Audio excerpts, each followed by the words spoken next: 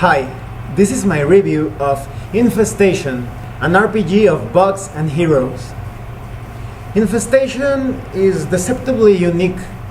It's a game of bugs, of insects, of intelligent insects that have to survive and maybe have a lot of interesting adventures in a house just plagued or infested with all sorts of critters, and it's really gross overall with lots of garbage and debris and scum, grime, etc. It's just a very nightmarish house, or maybe even a paradise for insects that thrive in those stinky and dirty environments.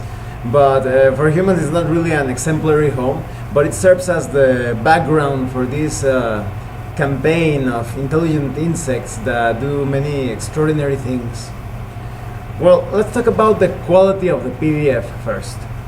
The quality is pretty good. In fact, I think it's excellent. You have a lot of great looking illustrations. They have a sort of like a comedic feel to them, and the organization is pretty good, and it's one of those books that has a tongue-in-cheek style of telling you how to play, that you read like 12 or 15 pages and you don't even notice. You feel like you read just 1 or 2 pages. The rules are very simple. Everything is very well explained. You have bookmarks. Overall, the quality is just amazing. Now let's talk about the contents. As I was telling you, this is a game about insects that suddenly had something called The Awakening.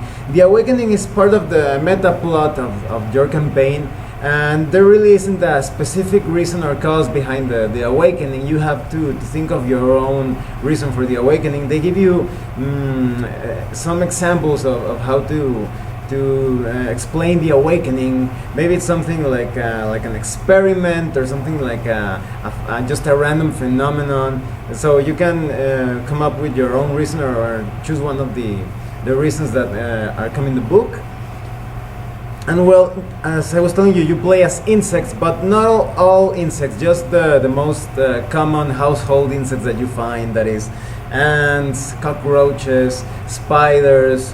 So they're quite common, and each insect has specific qualities and let's call them powers and abilities, but it's more like qualities and attributes.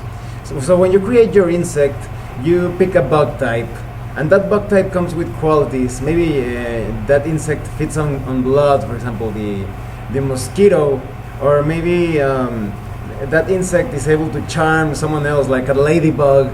So each insect type feels quite different, and you get your attributes. And now attributes are the part of the core of the rules or the mechanics, because to accomplish any task, you select an attribute and see if that attribute is modified by some of your qualities, and then you roll a number of white dice according to that attribute and quality. And if you roll a 4, 5, or 6, you get a success. But each task also comes with a difficulty, which is represented by black dice. So you roll your white dice and your black dice, and you see which one had more successes. And depending on the number of successes that you will get different effects depending on the situation, etc. Maybe you get a partial success, or just a really great success, or maybe an abysmal failure.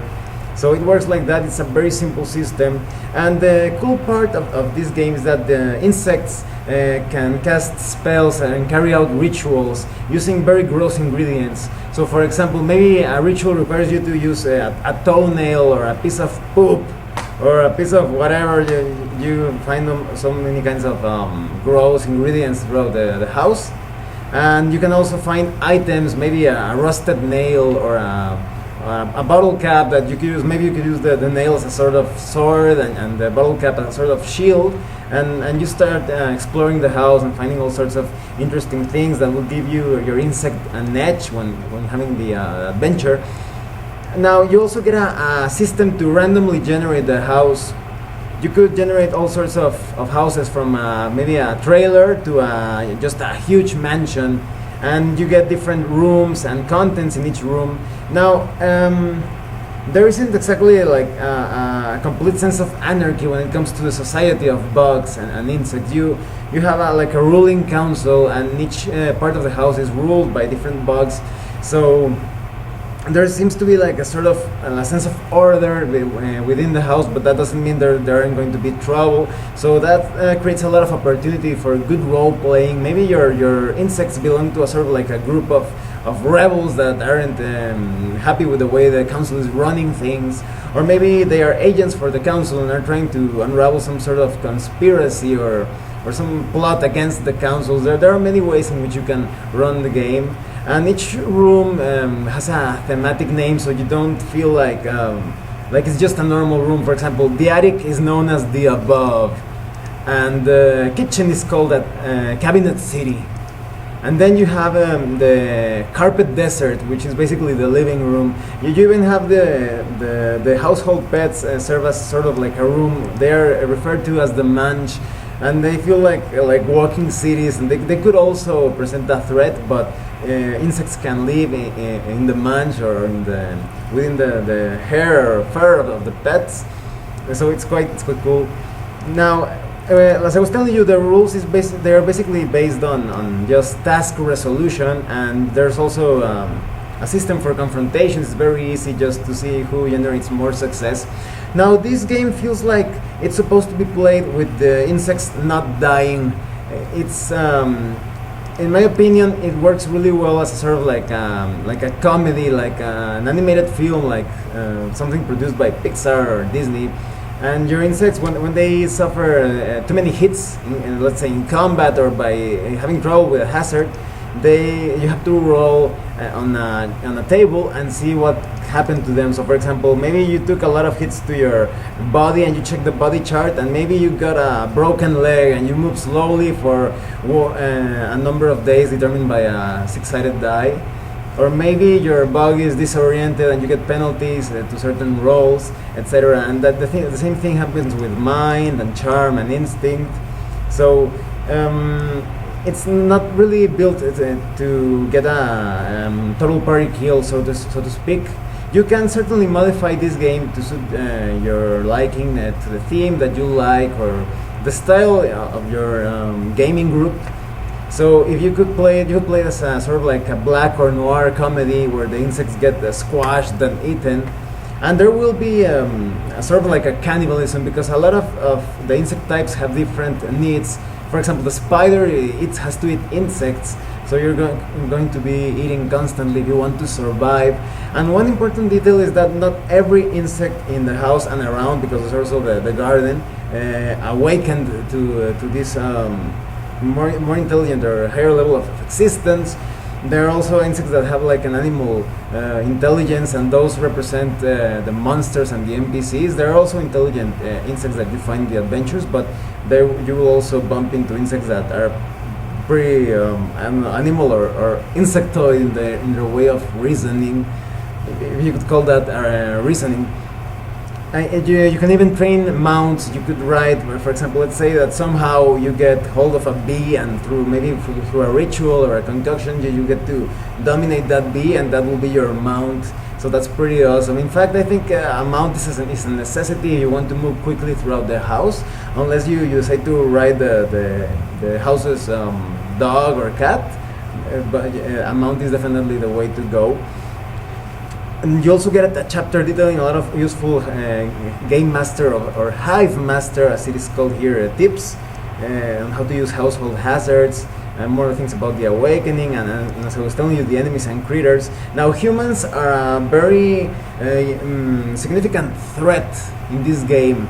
Humans are these giants that are lumbering about. Even a baby could probably end up just causing trouble and mayhem for the entire group's operation. And when you fight a human, of course, an insect is probably going to have an impossible time fighting a human, so you basically fight like parts of the human. So, for example, if somebody is like cleaning the house, you will have to fight against the broom, or maybe somebody's using bug spray or a fly swatter, you're going to be fighting against the bug spray and the fly swatter, and you have to deal a number of hits so that item is destroyed. So, for example, maybe the fly swatter, the ants crawl all over it, and the human has to drop it. So it's kind of like that situation. You also have to fight some body parts. Maybe you have to fight the hands of a human, or little fingers, or massive boots. So the battles work kind of like that. If there's some weakness to the game, is that it's not really clear how you're supposed to handle character death, because I was telling you first, with all the random tables, it feels like they want you to survive all the way to the end of the campaign, but there are also a lot of lethal and dangerous things. So I think that you have to make up your own mind if you want to play like a very light-hearted game, for example with your kids, because there are a lot of optional rules and advice in this game on how to play with your children, how to make things more simple. Or if you're playing with adults, I think that's the moment that you have to decide if you want to play like a really gritty or noir game where insects can actually die. And if you play like that, you're going to have some pretty interesting adventures. When you play with insects, there are so many gross and horrifying things when it comes to Mother Nature, so that's going to be pretty interesting. And you get 2 adventures with this PDF. You have the Adventure 1 Invasion, which is basically like, it feels like a tribal combat of protecting your territory. And you have the Toothpick Joust, which is basically like a joust tournament like in the Middle Ages. And you will be riding insects with your toothpick, trying to knock down the other jouster or the other combatant. And you also have an index and your character sheet and a house sheet to record all the qualities of the house. Well, let me tell you what I think about this game. I think this game is excellent. The flexibility of the theme, that you can play it in a very funny way or a bit more serious, and the rules that are quite simple to understand, and you can make them even more simple if you want your kids to play with you. This is a great game overall. As I was telling you, maybe the only weakness that I saw is that they don't really define some things that you should play this with character death or not, and or if they do, it's not really too clear. And I would have liked it if they used more examples on how to use items, because they do include items that you can find in different parts of the house, but more mechanical explanations on how to use those items in the game would have been nice. In fact, this game feels pretty free-form at times. That could be a weakness or a strength, it depends on the player. For those that want to create their own stuff, this game is just like, go for it. If you don't see a quality, if you want your insect to have a sort of like a different poisonous bite, think about how you want to use that. Or you want your insect to have this sort of item or ritual, yeah, go ahead and include it. But some that like a lot more structure may feel a bit disheartened by it, but I definitely recommend that you give this game a shot.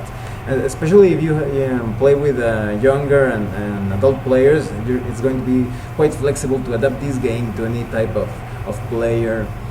Well, thanks for watching my review. If you have any comments or questions, please let me know. See you later.